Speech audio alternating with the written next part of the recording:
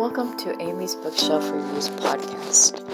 It is a spin-off of the website and book review site of Amy's Bookshelf Reviews. Amy's Bookshelf Reviews podcast is about book reviews, a writer's muse, a book's peruse, author interviews, and literary news. Welcome to the new year, where new things may happen with this. I hope you all enjoy, and thank you for listening. Hey everybody, this is Amy Shannon from Amy's Bookshelf Reviews, and I am so glad to be here with you and continuing on the podcast.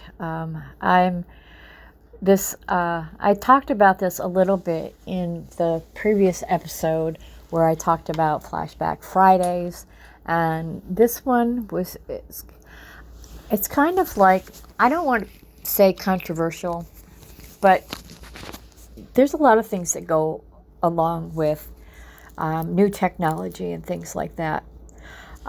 When you're an author, you should, if you're doing your book for the first time, I recommend, and this is something I had to learn myself over the years, after you get your ISBN, your International Standard Book Number, it'll be 13 digits, but you also given a 10-digit one sometimes. Also, when you get the ISBN number, that is your book number. That is not your Library of Congress number. The Library of Congress number, you can go to their website and you can enter your ISBN, all the information about your book, and also if you have that, you can you put that in, and once you get the number, it allows you to have your book, once it's published, in the library system. If you do not have a Library of Congress number, you cannot have your book put in libraries. Even if you donate your book to, you could have it as a display or something, but you want your book to be in libraries. So if you do a search for the what is it called? It's the pre-pub book link for the Library of Congress. You can create an account. And if you are also an author, but you're also helping other authors publish their work, because I do know of a lot of authors, including myself, that will help other authors publish their work. And once you have that ISBN number, a tentative release date, a synopsis for your book, book description, then you can get that process started. And usually you get a pretty quick turnaround. It'll tell you, you'll get an email back stating that it's been there, and then next thing you know, you'll get an email stating what your number is. If you don't, like I said, if you don't have that number, libraries cannot order your book because you will not be in their system. The Library of Congress, obviously, is the largest library in the United States.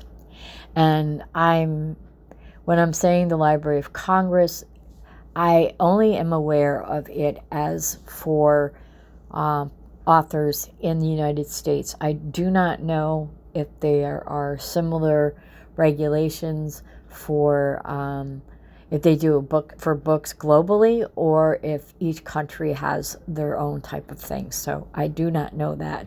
But there's another, that's something that, maybe I can delve more into at another time to see if it covers out-of-country books as well. Another thing that I wanted to talk about is your content. technology is wonderful. Some of us, I used to just type my stories out on the computer, but I actually went back to doing handwriting notes and stuff, because it was sometimes easier just for me to write it all out and then try to read my writing when I put it back in the computer.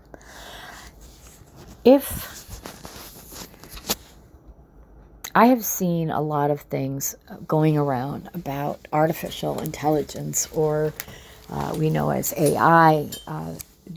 Microsoft has their Copilot. There are also other AIs with, of course, Apple or Google, or even Adobe, in like using Photoshop or using Acrobat. So I wanted to kind of dive into that as well. When they started talking about AI, at first they were talking about, oh, we can use AI and we can pretend we are a famous celebrity author and write a book only using AI, or rewrite a book that has already been published by another author and pretend to be that particular author. Obviously, and I hope it's obvious, that is unethical. I think it's very important. If you're going to write a book, you should be the one to write your book.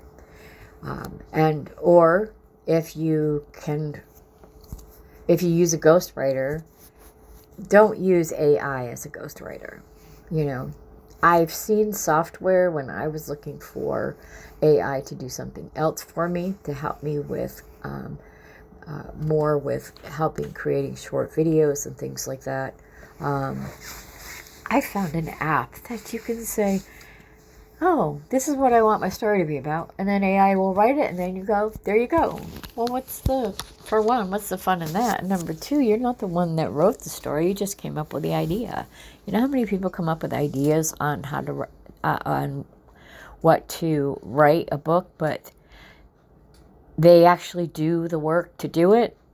Using AI is not a writing shortcut. It's to me, it's cheating.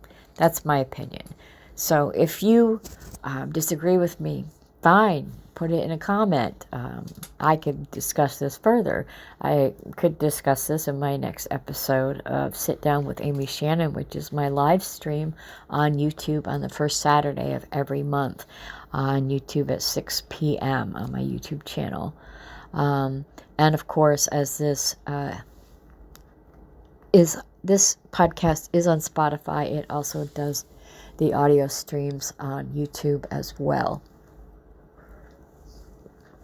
But, there are things that AI can and can't do.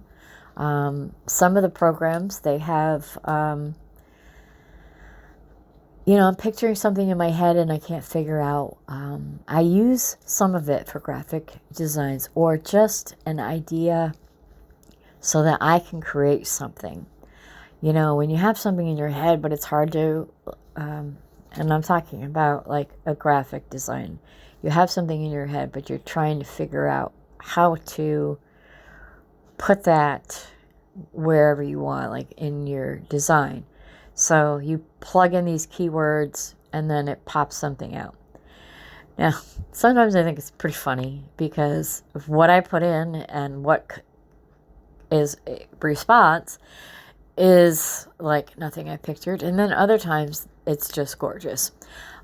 If I find an AI created image that I created, I always update it or only use a little bit of it, because there's some things that I still can't draw on paper. But I'm really liking going into designing advertisements and book promotions, and I'm learning a lot about being able to do that. And there are also restrictions with that, certain ones. I don't know all of them. Some have have restrictions about certain things. Like I tried to type in, I asked Copilot if she could actually, she could actually, I described a woman and I wanted the woman holding a gun because I was looking for to update my, a book cover of mine or doing an advertisement for it. And she could not do that because of the asking of the word for the word gun. And there's also Adobe, either Photoshop, you can generate certain things. I haven't tried having them use like weapons or use those as keywords, but I have sometimes when I am reading a book, I might want to get an overview of what the story's about after I read it, or if I forgot characters. I do use AI sometimes in Acrobat Reader, but after I've read it or listened to it on my computer. I like using PDF files for my reviews so I can have my computer read them to me, because sometimes my eyes get tired. And then sometimes I use it just to, okay, tell me which characters were in here. Sometimes it's hard to keep track even though I take notes. So you can use these for a lot of ethical things, and I don't use them to write a review. That would be wrong because, I have to read the book and give my opinion, not have the AI give an opinion of the book. So anyways, when I do that, sorry, I had to pause to let my cat out of my room. But,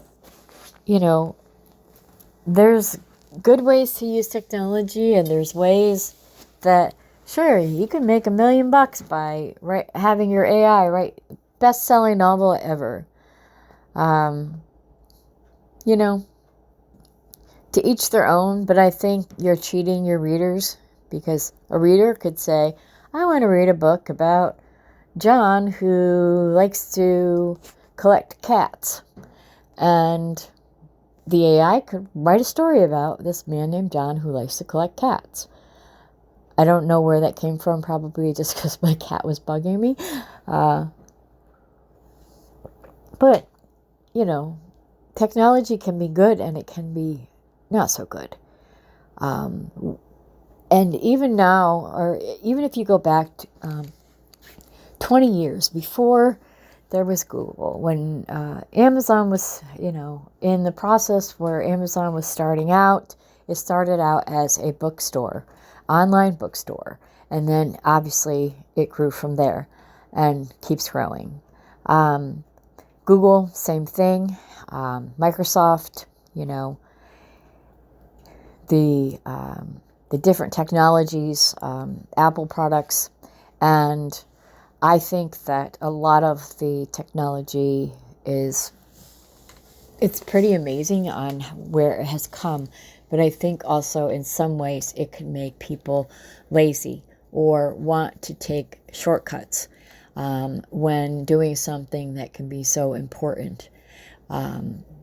If you are writing a book and you're an author and you've put in years of writing a story or several stories that belong to several characters, and then have somebody just do the similar thing, but within 2 days they have a full book because the AI wrote it. That's just, I don't know. I personally feel that is wrong. To me, it's like, yeah, you're cheating. You're copying someone else's work, and calling it your own. Even though it's an AI writing it, you are still taking their work and pretending that it is your own just because it's your idea. A lot of people can have the same idea.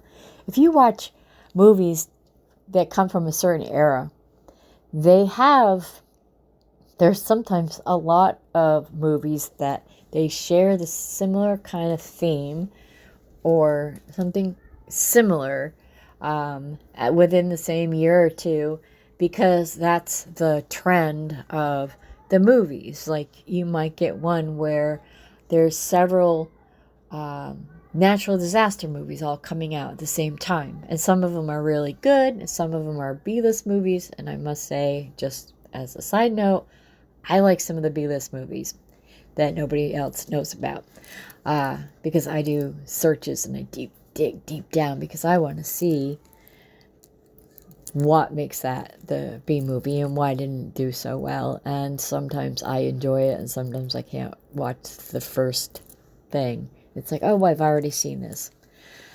And that's how things are. You can have an idea and someone else can have an idea. Or a lot of people take ideas from what's happening in real life and then they make it into their story. If you take someone else's work and you're not citing it, you're calling it your own, that's plagiarism. Obviously, you should not steal someone else's work. It's unethical. If you are doing research and you want to include someone else's work, then you, even in a fiction book, you quote it and then you cite it or put a reference at the end of the book for that. I have a few fiction books that I did research and I wanted to do some quotes or got some information from, so I did have references at the end of my book. Just because it's fiction doesn't mean it doesn't have to be real. So that goes with that. It's like people think that piracy, making copies of movies that cost money. When you are plagiarizing an author's work or stealing their work and sending it out for free without the author's permission, and I'm saying without permission, and I have found a few of my books because I did beta readers and they decided to put my book for free on a site, and it took me forever to get it off because I wanted to publish the book on Amazon or something, and Amazon caught that it was on another site, so they actually were able to handle that for me. You're taking money out of my pocket by doing that, or doing that to any author. I have also, and I don't make a lot of money because I don't promote my work as much as I promote others. And sometimes I do stop and take a break and say, okay, yeah, I'm going to promote my work, and I look for different ways that I can do that is inexpensive.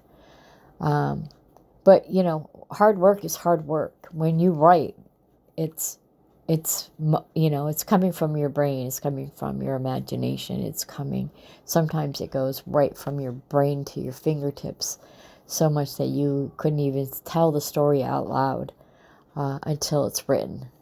So I think that using AI is to write your book is unethical. And basically, you are stealing the AI's version of the story that it created.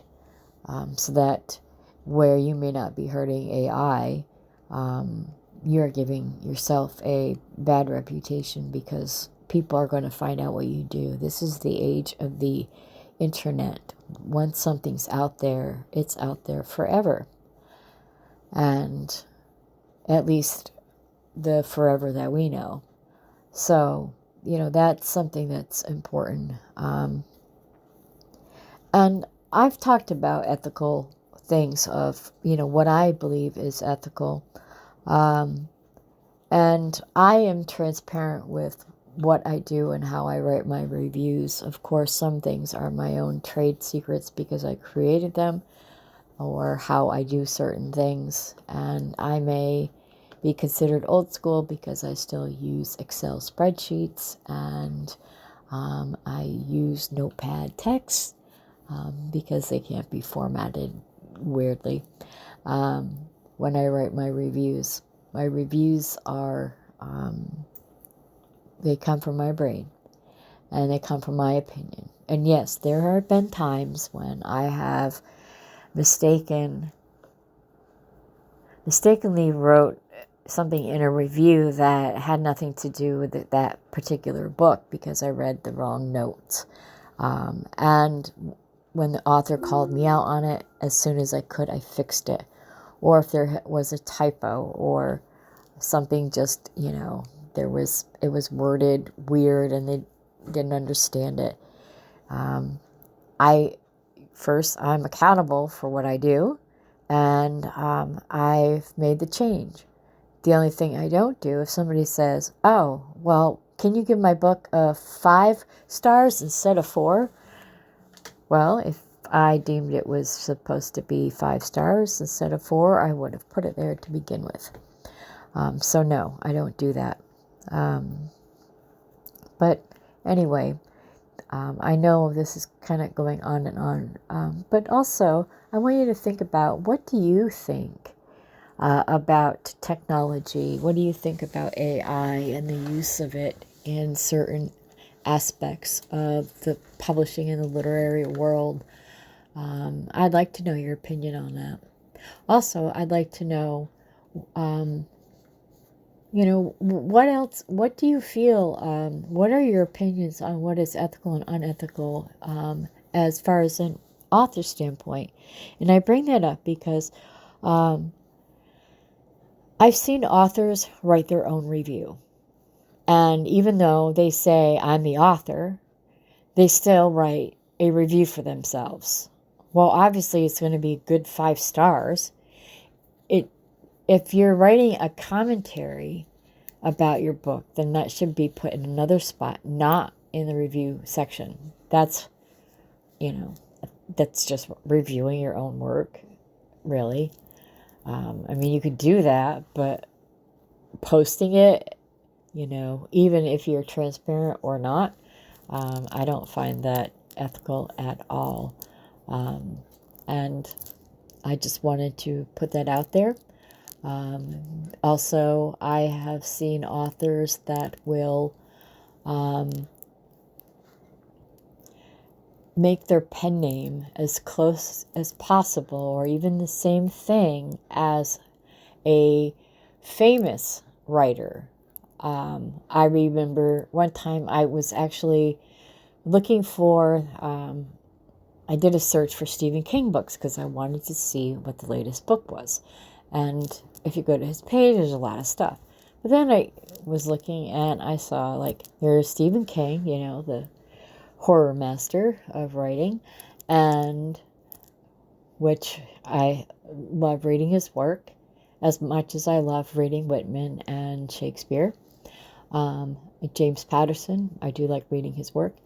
But as I was saying, I was looking for something from Stephen King, and then I found another Stephen King, but all he did was add a middle initial, and his stories were horror. So you could, if you were looking for a real Stephen King novel, you could mistakenly have purchased one that was not from the real Stephen King. And I almost did, but then when I was putting stuff in my wish list, and I'm like, wait a minute, there's a difference here. So, trying to go get famous on someone else's coattails, that's not ethical. I'm not here to tell you what to do. I just want authors to be successful in their writing and keep that passion, and always know that, sometimes it's okay to walk away, but it's even better to come back to it. So this has been Amy Shannon, and as I said, if you have any opinion on the subjects that I talked about today, you can leave them in the comments field. I will read them, and maybe we'll talk about them in a future episode. Thank you. Thank you for listening to Amy's Bookshelf Reviews. If you are looking to be on the podcast or looking for a book review, you can go to amysbookshelfreviews.com and look for the appropriate navigational menu. Again, thank you all for listening and being a supporter of this podcast and of the Amy's Bookshelf Reviews, professional reviewers of books and audiobooks. Thank you all. Be safe and be well.